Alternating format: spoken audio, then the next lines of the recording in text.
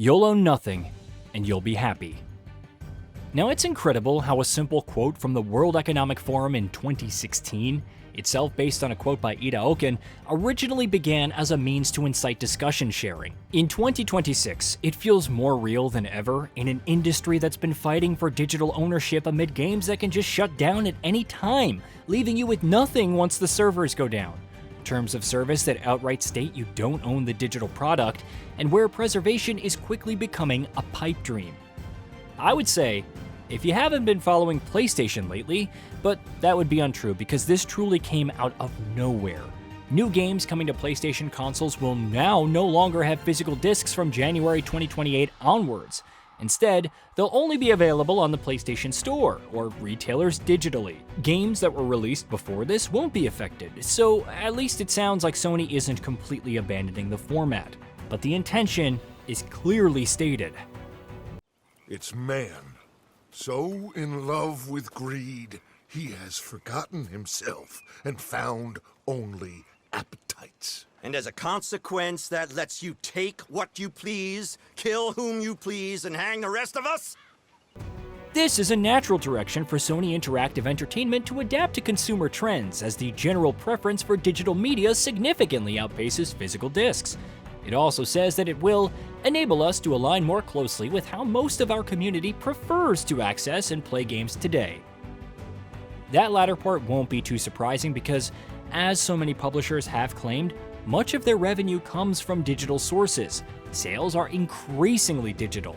PlayStation itself reported that 85% of its software sales were fully digital games. From a business standpoint, this probably feels like the best step forward for the company, right?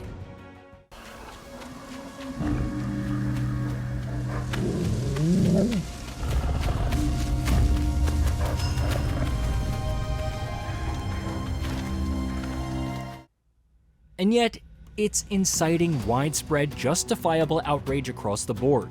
Go look at the comments on the official PlayStation used game instructional video from 2013 with Shuhei Yoshida and Adam Boyes, who are both no longer at the company.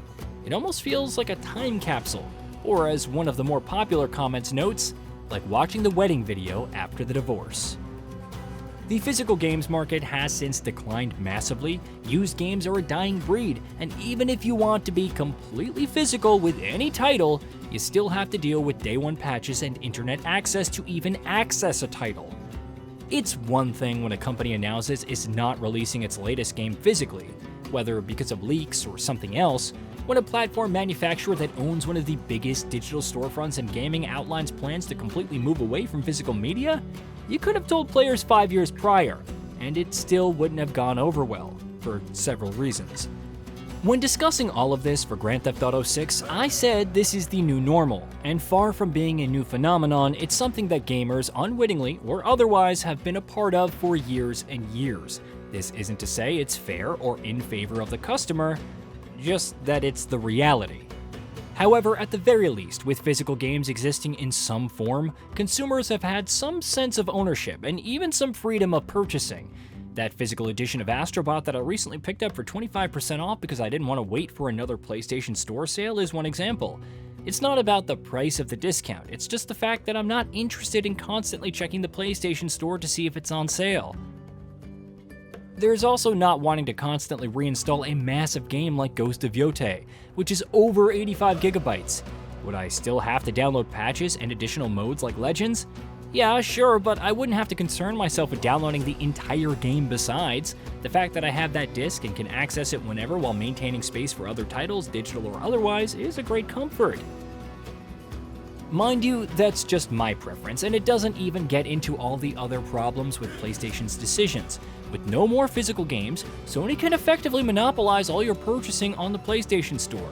I'm not saying that it could jack up the prices for everything, but its whole dynamic pricing experiment, which has resulted in different discounts depending on your region, is the first sign of trouble. Even if you're searching for the best deal, it's going to be what PlayStation dictates is suitable, and don't even think about trying to game the system by accessing other region storefronts.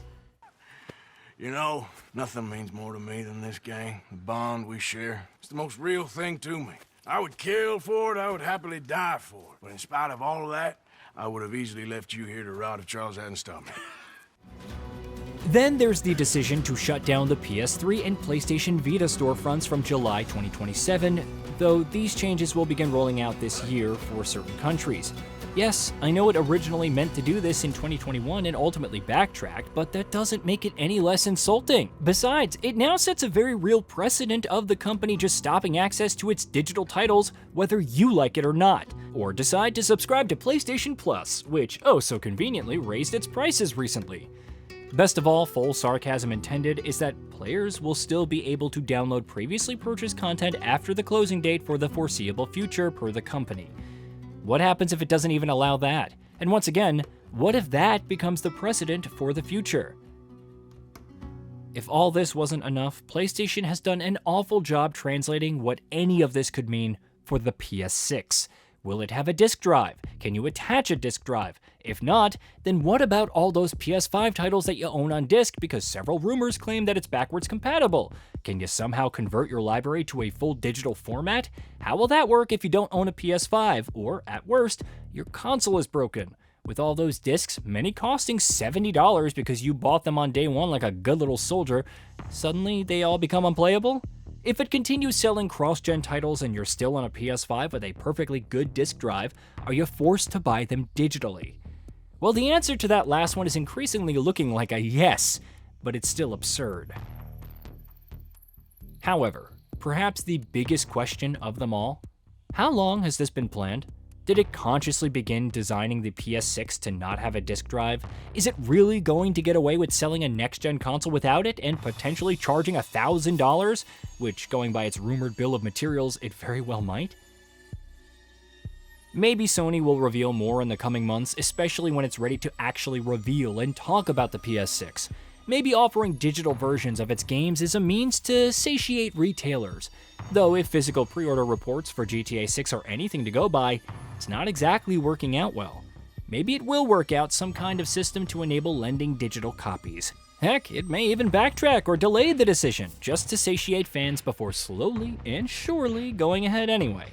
No half measures after all, no matter how long it takes. Whatever the case may be, this decision isn't depressing just because of the state of the industry and its complete disregard for the preservation and digital ownership. It's the overwhelming majority simply going along with it, ensuring the PS6 is a sellout on day one. Not because they don't know better, but because it's normal in every sense of the word that PlayStation and other major companies have always wanted. Hey, did you know that we at GamingBolt upload new videos every day? Stick around, drop a like, subscribe, and hit that bell. And let us know what kind of content you'd like to see in the future with a comment below.